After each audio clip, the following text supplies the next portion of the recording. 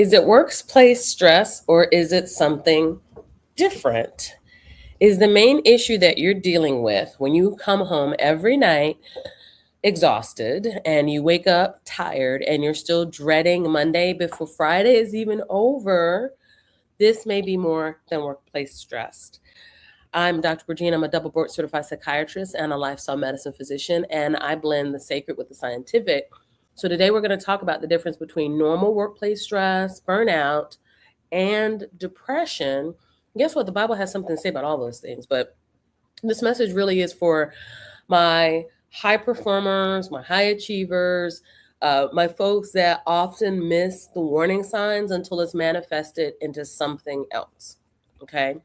Now, most people think that workplace stress looks like stress, right? Um, a milder form of anxious thinking, worrying.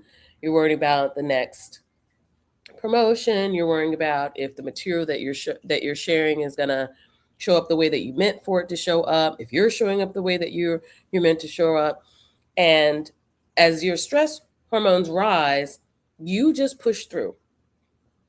The problem is what starts out as basic workplace stress for a simple project or a single project, it spirals, okay? And those days that you kind of push through that should have a reset period where at some point you're falling asleep and having good quality sleep.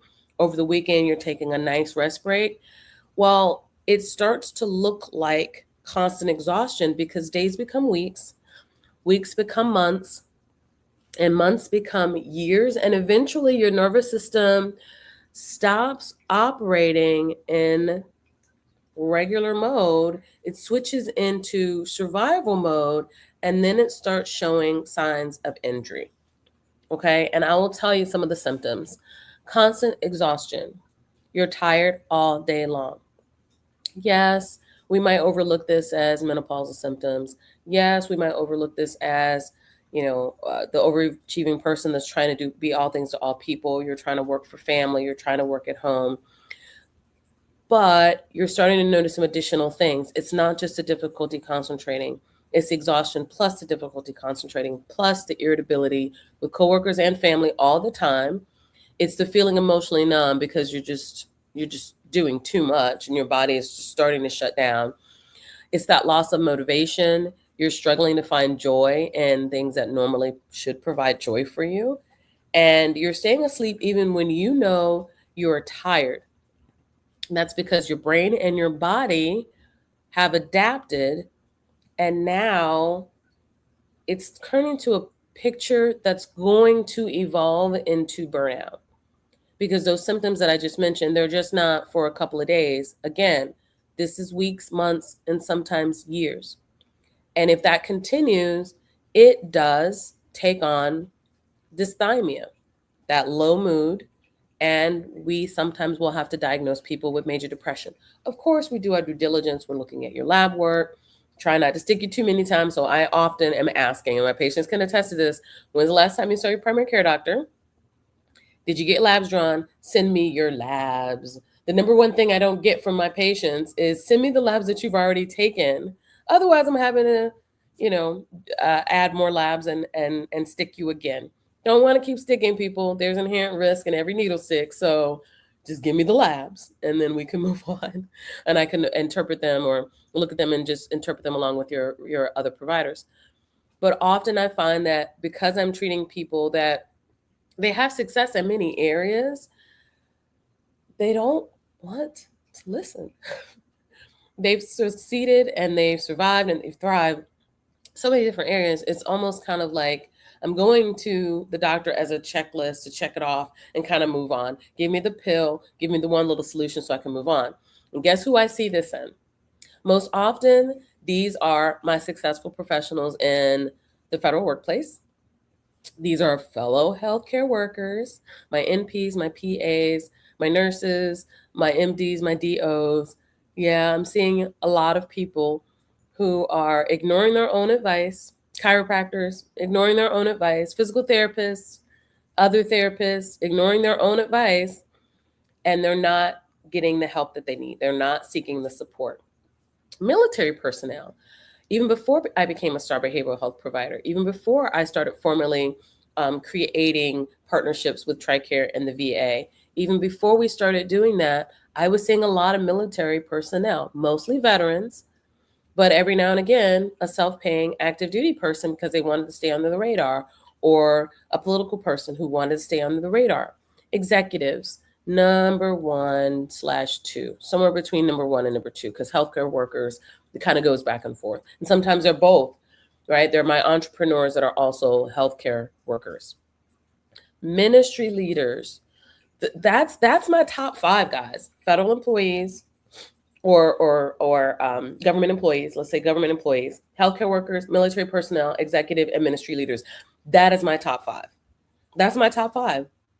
I didn't realize it until, I'd already had this written out, but I didn't realize it until I sat there and I thought, whoa, those are my professional people in a nutshell. I got some teachers in there, got some educators in there, but my top 5 are definitely the ones that I just mentioned.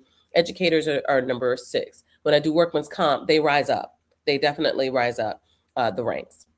And they're usually telling me I'm still functioning, so I'm okay, or I kept functioning because I thought I was okay, and then something crashes, usually some other medical issue that comes up first. And then it's, oh yeah, they told me to see psychiatry, or I'm having problems with sleep, so I knew I was going to need to see you. Interesting that they bypass sleep medicine and come to psychiatry, but there are sleep medicine professionals that are psychiatrists. So we work both parts of the field.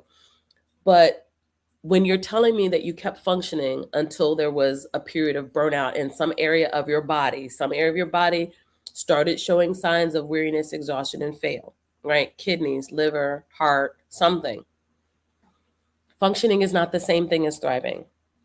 No different than surviving is not the same thing as thriving.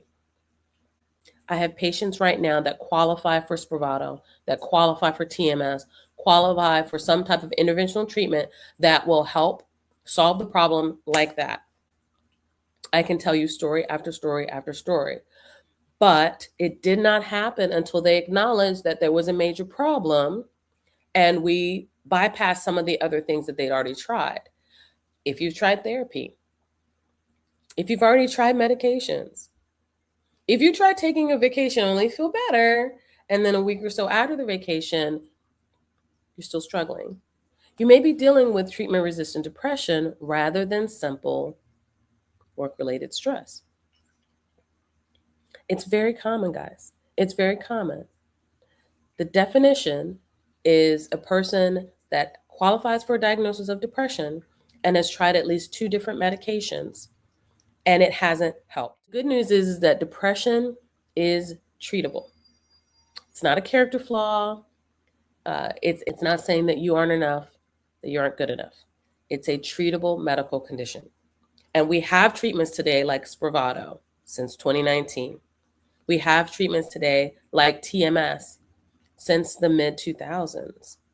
And it works differently from traditional antidepressants. And it can help people who feel stuck or just feel like something's wrong. They're not quite able to get what they need despite everything else feeling right. And there's hope even when the stress has become something deeper. So if what started out as workplace stress, as productive stress, as the need to succeed that you're not quite hitting, whether it's in your private or professional business, for my entrepreneurs, my solopreneurs, my dual workers, if it's turned into exhaustion and hopelessness or depression that won't lift, please don't suffer in silence. Okay? I want you to reach out to us at LedLife for a consultation so we can find out if you're dealing with just stress or burnout or both, or if it really is depression and if it is treatment-resistant depression, because there are treatments like Spravato and TMS that can help you reclaim your life, help you reclaim your ability to be productive as you have been in the past, but this time we'll put some guardrails on it. Okay, so you're not just falling off the deep end, okay? Because you were created more than survival. You really were created to thrive. Reach out to us at LedLife. You can call us 507-LED-LIFE, 507-533-5433. If you're on Instagram, you can click on that link. That'll take you right to the insurance validator. If you're ready to just move, I know some people are like, hey, I'm just ready to do it.